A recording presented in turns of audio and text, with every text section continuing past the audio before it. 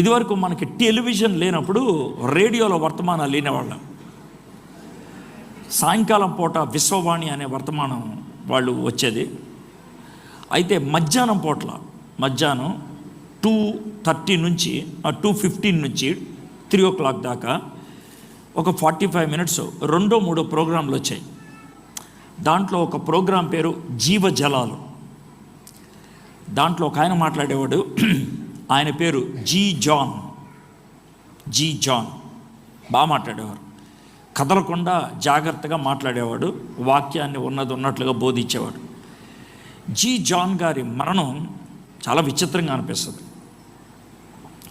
అనంటే G John గారు సాయంత్రం భోజనం చేసిన తర్వాత అప్పుడు తలస్నానం చేశాడంటారు.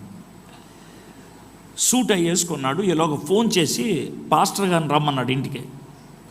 వచ్చేటప్పుడు బల్ల ఇచ్చేటువంటి రొట్టె ద్రాక్ష రసం తీసుకురమ్మన్నాడు. పెద్ద ఆయన, ఇంక 84-85 ఉంటుంది కాబట్టి పాస్టర్ గారు వ్యతిరేకించకుండా వచ్చేసాడు తీసుకొని. వచ్చిన తర్వాత అది ప్రార్థన చేసి ఇమ్మని చెప్పాడు. ప్రార్థన చేసి ఇచ్చాడు, ఆయన తీసుకున్నాడు. పిల్లలు పాస్టర్ గారిని పక్క పిలిచి, నాన్నగారిని అడగటానికి మాకు కొంచెం ధైర్యం చాలట్లేదు, ఎందుకు నాన్నగారు ఇలా చేస్తున్నారు కనుక్కోండి అని అంటే కనుక్కున్నారు.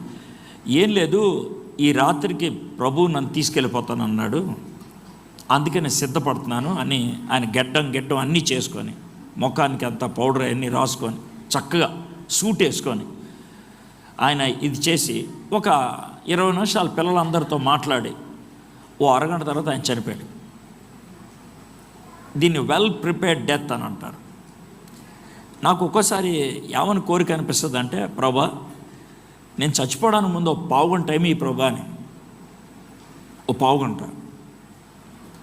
ఈ పావుగంటలో ఒకవేళ మీకు ఇస్తే మీరేం చేస్తారు? నాకేం చెప్పొద్దు, మీరు ఆలోచించుకోండి.